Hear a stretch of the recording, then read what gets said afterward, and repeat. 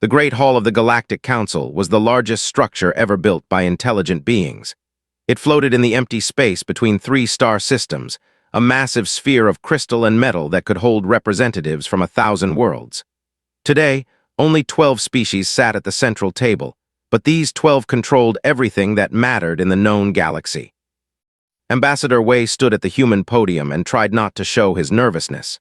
Humanity had only discovered faster-than-light travel 15 years ago. They were the species in the Council, the youngest civilization by thousands of years, and today they were on trial. The Council recognizes the delegation, the ancient machine at the center announced.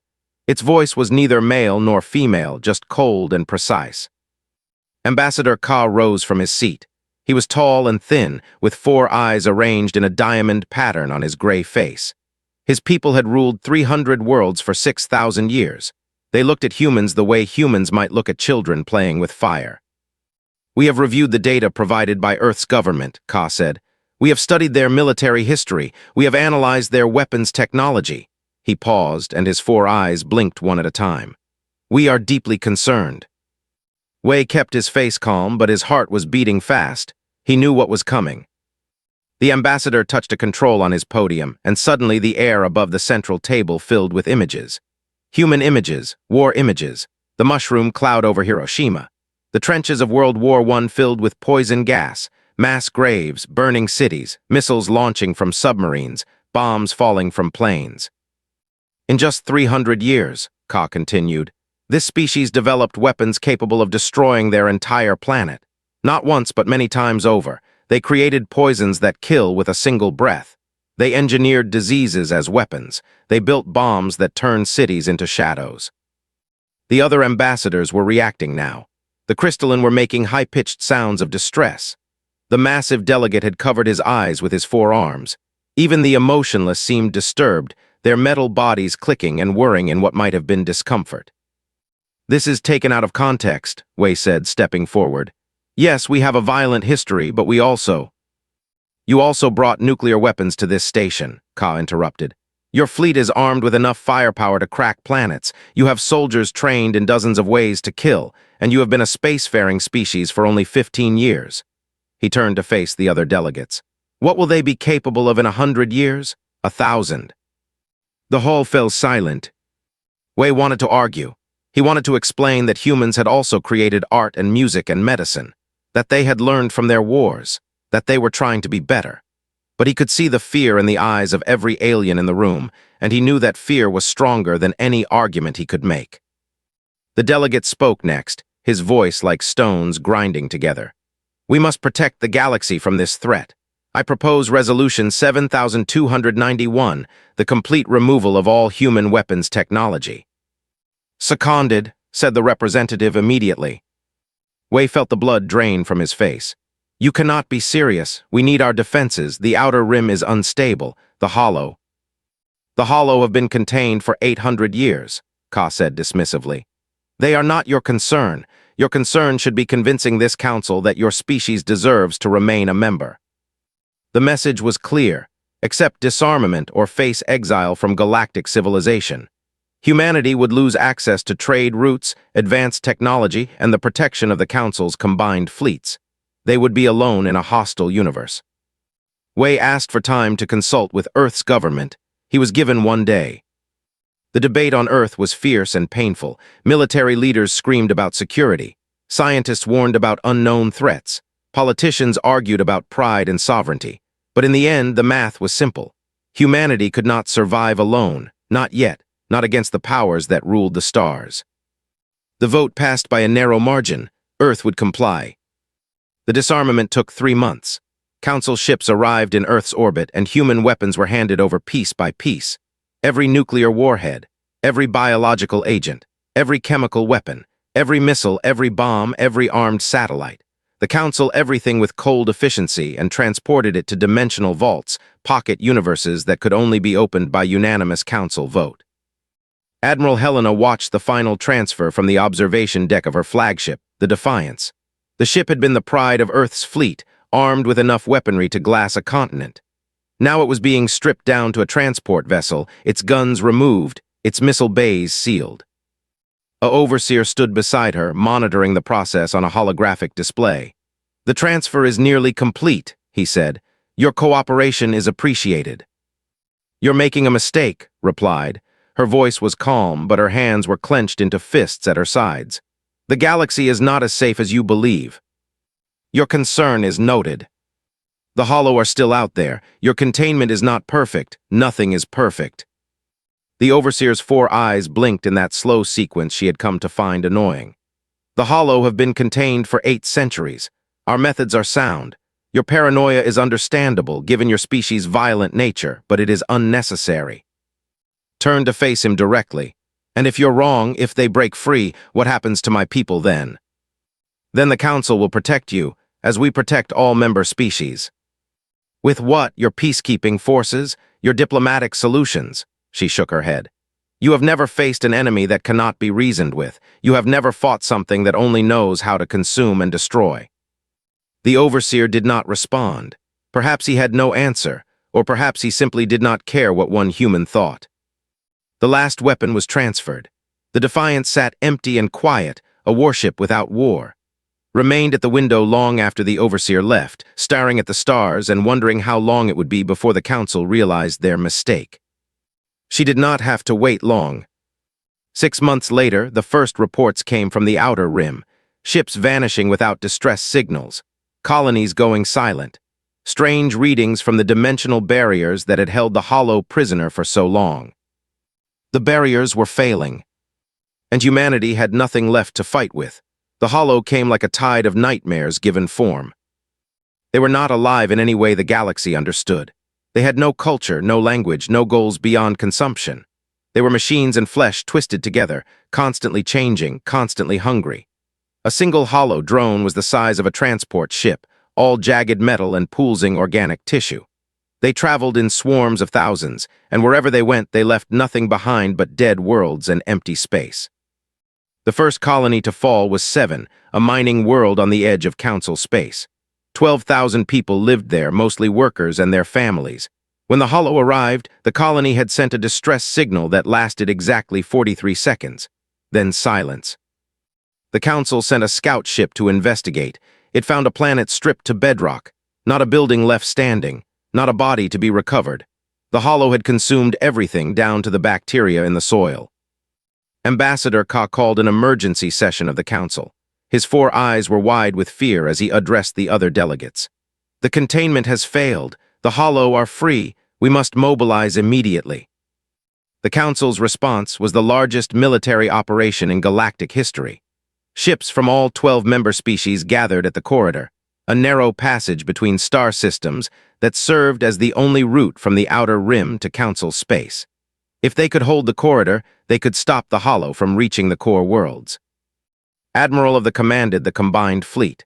He was considered the greatest military mind of his generation, a strategist who had won 17 campaigns without a single defeat.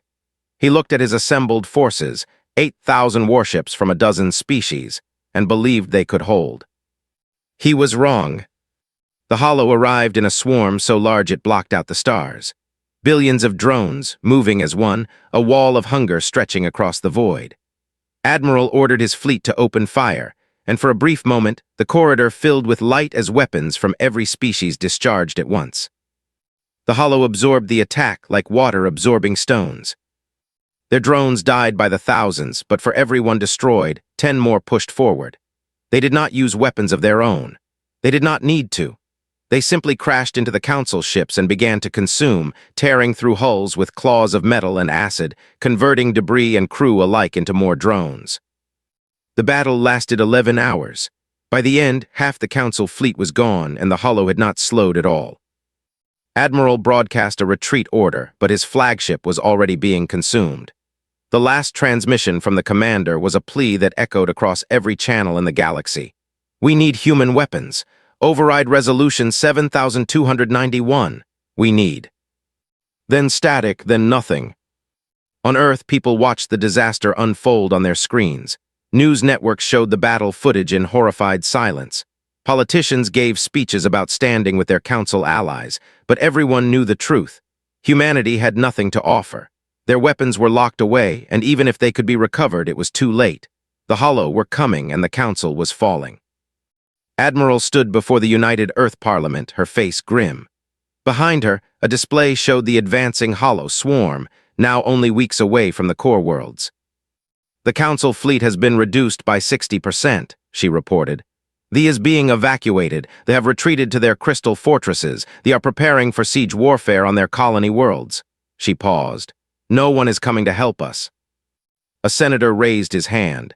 What about our weapons? Can we petition the council to return them? The vaults can only be opened by unanimous vote. 3 council species have already been destroyed. 2 more are not responding to communications.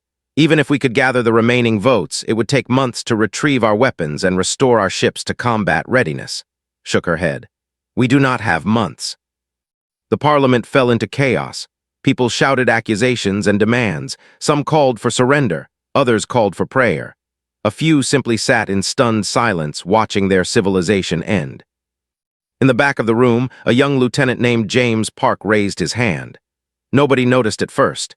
He was just a junior officer, barely 25 years old, assigned to the admiral's staff as an assistant. But he kept his hand up, patient and calm, until finally saw him. Lieutenant Park, you have something to say. Yes, Admiral. He stood up and the room slowly quieted. I have a question. Go ahead. The council banned our weapons. They took our bombs and our missiles and our guns. He looked around the room at the frightened faces of Earth's leaders. But who said we need weapons to fight a war? Someone laughed bitterly. What else is there? Strong words, harsh letters. Park did not smile. There is everything else. The Hollow are a problem, a terrible galaxy-ending problem, but they are still a problem, and solving problems is what humans do. Stared at him for a long moment. Then she turned to face the parliament. Clear the room, everyone except senior military staff and anyone with scientific expertise. She looked back at Park. Lieutenant, I want you to explain exactly what you mean, and I want you to do it in the next hour before the Hollow get any closer.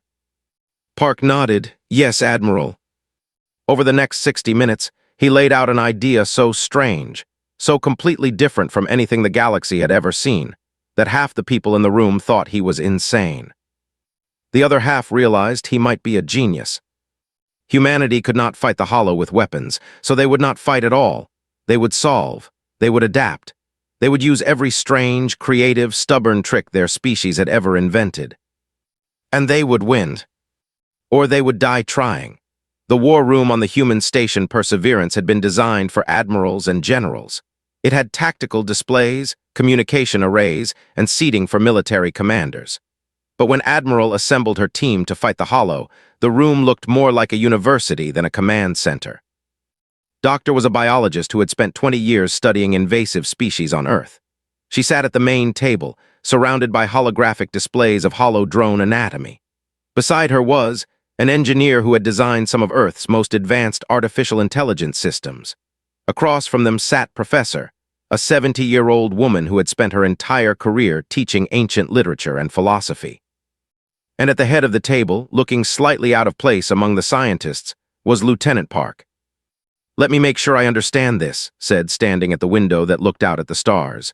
We have no weapons. The Hollow are consuming the galaxy, and your plan is to fight them with biology and poetry.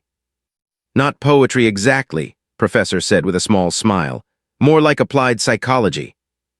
Doctor pulled up a display showing the internal structure of a hollow drone. Admiral, the Hollow are terrifying, but they are not magical. They are a biological and mechanical system, incredibly advanced but still following basic rules. They consume organic matter and technology, break it down, and use the components to build more drones. It is an efficient process, almost perfect. Almost turned from the window. Every system has weak points. The Hollow are optimized for combat. They have spent 800 years in containment, evolving to overcome every weapon the Council could use against them. Missiles, energy beams, kinetic weapons, they adapt to all of it. Smiled. But what happens when you remove weapons from the equation entirely? Leaned forward. The Hollow process information faster than anything we have ever seen. They recognize patterns instantly and respond with overwhelming force. But their strength is also their weakness. They cannot ignore patterns. It is built into their basic programming. So we give them patterns they cannot process, Park added.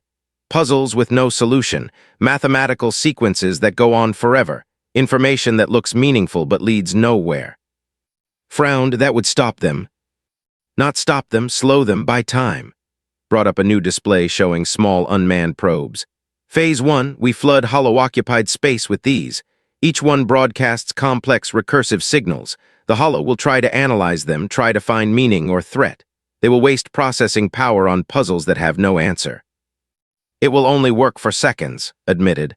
Maybe minutes, but seconds matter when you are being consumed. Phase 2 is biological, she continued, changing the display to show molecular diagrams. Humans spent centuries creating food designed to be addictive but provide no nutrition. Fast food, sugar drinks, processed snacks. We are very good at making things that taste good but give the body nothing useful. We can apply the same principle to the hollow. Professor nodded. We engineer organic material that the hollow will consume eagerly but cannot process. Empty calories on a cosmic scale. Their drones will fill up with useless mass, slow down, become less efficient. And unlike weapons, they cannot adapt to this. You cannot evolve resistance to emptiness. How do we deliver it? Asked. We seed their path with prepared material, explained. Abandoned stations, fake colony ships, debris fields, all saturated with our special recipe. The hollow will consume it automatically. They cannot help themselves. Was starting to see the shape of the plan now. It was strange and indirect, nothing like any battle strategy she had ever learned. But it was clever, perhaps clever enough. You mentioned Phase 3, she said, the psychology. Professor stood up slowly, her old bones creaking. Admiral, I have spent my life studying why intelligent beings do what they do, what motivates them, what breaks them. She looked at the display of the hollow swarm. These creatures are not intelligent in our sense. They do not think or feel the way we do, but they are aware. They register satisfaction when they consume and reproduce. It is a simple form of pleasure built into their systems. We cannot reason with them, said. No, but we can make them doubt. The room went quiet. The hollow know only consumption and growth, continued. They have never experienced failure that mattered. Every time the Council destroyed their drones, more were built. Every time they lost a battle, they adapted and returned stronger. They do not understand true loss, true emptiness. She smiled, and there was something cold in that smile. We are going to teach them. Took over the explanation. We build constructs that produce specific chemical signals when consumed. The signals target whatever passes for a nervous system in hollow drones. They create a feeling humans might call existential crisis, doubt, confusion, the sense that everything they are doing is meaningless. We are going to give them depression, Park said bluntly. Stared at her team for a long moment. A biologist, an engineer, a philosopher, and a young lieutenant. They were proposing to fight a galaxy-ending threat with puzzles, empty food, and sadness. It was the most human plan she had ever heard. How long until we can begin deployment? She asked. Checked her data. Phase 1 probes can be ready in 2 weeks. Phase 2 biological agents will take a month. Phase 3 psychological constructs. She looked at 3 months minimum. The hollow will reach the core worlds in 6 weeks. Then we will start with what we have and add the rest as we go. Met the Admiral's eyes. It will be messy, improvised, desperate. So typically human, said. For the first time in months, she almost smiled. Get to work, all of you. We do not have time to waste. As the team scattered to their tasks, Lieutenant Park lingered by the door. Admiral, do you think this will actually work? Looked out at the stars, at the distant glow of the approaching swarm. I have no idea, Lieutenant, but I know one thing for certain. What is that? The Council took away our weapons because they thought that was what made us dangerous. She turned to face him. They were wrong. What makes us dangerous is that we never stop trying. We never accept that a problem cannot be solved. We fight until there is nothing left to fight with, and then we invent something new. Park nodded slowly, and if we fail? Then we fail trying something no one else in the galaxy would have even imagined. She walked past him toward the door. Get to work, Lieutenant. We have a war to win. The first sign that something had changed came at the Battle of Station. The hollow swarm had been advancing steadily for weeks, consuming everything in its path. Colony worlds fell silent. Fleet remnants retreated again and again, buying time with their lives. The surviving Council species had gathered their last defenses around, a massive space station that served as the final barrier before the core worlds. Ambassador Ka watched from the station's command center as the Hollow approached. His 4 eyes tracked the endless swarm on the tactical display, and he felt something he had never experienced before: complete hopelessness. The Council's weapons had failed. Their strategies had failed. Nothing could stop the hunger. "Ambassador," a communications officer said, "we are receiving a transmission from the human fleet." Ka almost laughed.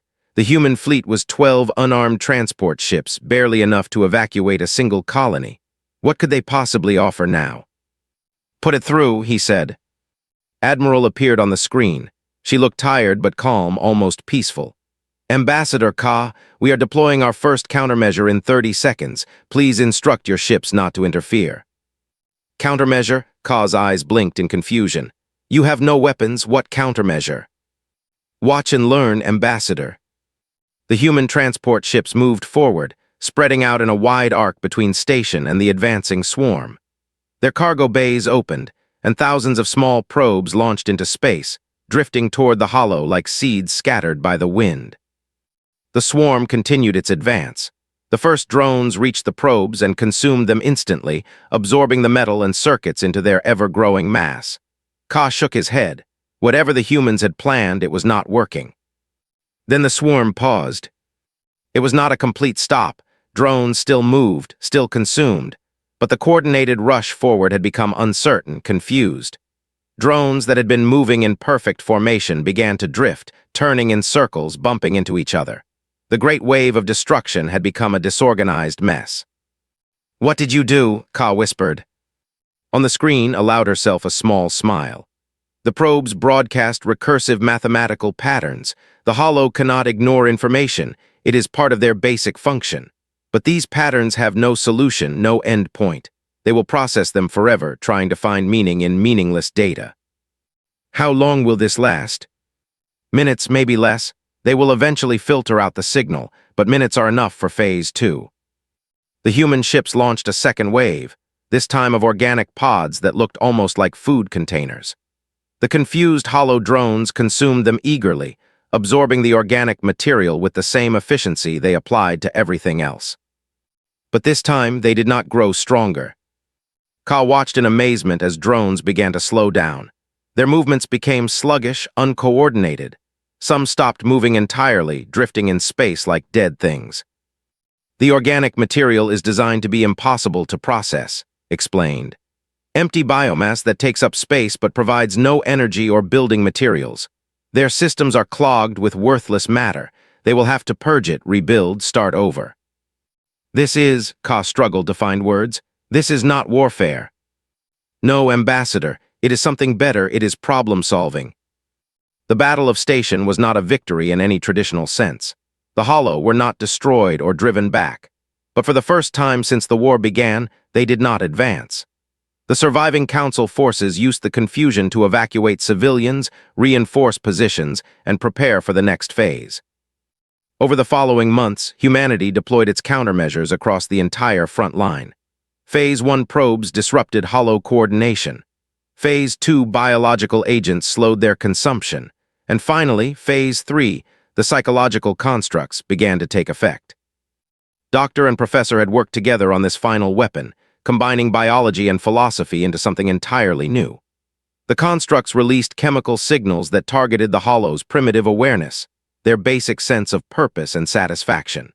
Instead of the pleasure of consumption, drones began to experience doubt, confusion, and a strange emptiness that could only be described as existential despair. The effect was subtle at first. Drones hesitated before attacking. Swarms lost cohesion as individual units questioned their own purpose. The unstoppable wave of consumption became a stumbling, uncertain mass of confused creatures that no longer seemed to know why they existed. Ka invited Admiral to the Council station to discuss the situation. What remained of the Council's leadership had gathered there, watching tactical displays that showed something they had never expected to see. The Hollow were retreating. "I do not understand," the representative said, his crystalline form flickering with confused light. "You have no weapons, how are you winning?" Stood at the center of the room, surrounded by the leaders of ancient civilizations. "We are not winning yet. We are creating the conditions for victory." "But you are not fighting them," a delegate rumbled. You are not destroying their forces. No, we are making them destroy themselves. Pulled up a display showing hollow drone behavior patterns. They evolve to overcome weapons. They cannot evolve to overcome doubt. They cannot adapt to meaninglessness. For 800 years, they knew exactly what they were, a consuming force that could not be stopped. Now they do not know what they are, and that uncertainty is killing them. The council members looked at each other. For thousands of years, they had solved problems with force, with technology, with treaties and alliances. The idea of fighting a war through psychology and biology was completely foreign to them. You are a strange species, Ka said finally. We know, met his gaze steadily. You looked at our history and saw only violence. You saw our wars and assumed that was all we were, but violence was never our true nature. It was just one tool among many. Then what is your true nature? Thought about the question for a moment. Stubbornness. We see a problem and we cannot rest until we solve it. We fail and fail and fail again, and then we try something completely different. We never accept that something is impossible. She looked at the display showing the retreating hollow swarm. You took away our weapons because you thought that would make us harmless. Instead, you forced us to become something more dangerous than we ever were before. Ka's 4 eyes blinked slowly. And what is that? Creative. The word hung in the air, simple but heavy with meaning. The Council had ruled the galaxy for 12,000 years through superior technology and overwhelming force. They had never encountered a species that fought with ideas instead of weapons. They were encountering one now. And they were beginning to realize that humans might be the most dangerous species they had ever met, not despite their weaknesses, but because of them. The war ended not with a great battle, but with a quiet containment. 3 years, 4 months, and 16 days after the Hollow broke free, the last swarm cluster was pushed into a specially designed pocket dimension. It had taken the combined efforts of every surviving species in the galaxy, Council members and humans working together in ways no one had ever imagined possible. The Hollow had not been destroyed. They could not be destroyed, not really. But they had been contained in a space where there was nothing to consume except their own confusion. The psychological constructs had worked so well that the drones spent more time questioning their existence than trying to escape. They would drift in that empty dimension forever, trapped not by walls or weapons, but by their own manufactured doubt. Admiral Helena stood on the observation deck of Perseverance Station, watching the fleet that had won the war. Ships from a dozen species flew in formation outside, cruisers next to human transports, crystal ships beside battle carriers. It was a sight that would have been impossible 4 years ago. The door behind her opened and Ambassador Ka entered. He moved slowly now, aged by the stress of the war. His 4 eyes were tired but peaceful. The Council has reached a decision, he said, coming to stand beside her at the window. Resolution 7291. Overturned, unanimous vote. Ka made a sound that might have been a sigh. Your weapons will be returned, every warhead, every missile, every gun. The dimensional vaults are being opened as we speak. Nodded slowly, she had expected this. Thank you, Ambassador. You do not seem pleased. I am not sure pleased is the right word. She turned to face him. We spent 3 years fighting without weapons. We developed entirely new ways of thinking about conflict, about problems, about what it means to protect ourselves. And now, she shrugged, now we get our old tools back. Ka studied her with his ancient eyes. You could have demanded them sooner. When the tide turned, when it became clear you would win. You had leverage over the Council. We would have given you anything. We know. Then why did you wait? Was quiet for a long moment, gathering her thoughts. When you first banned our weapons, I was angry. I thought you were fools who did not understand the galaxy.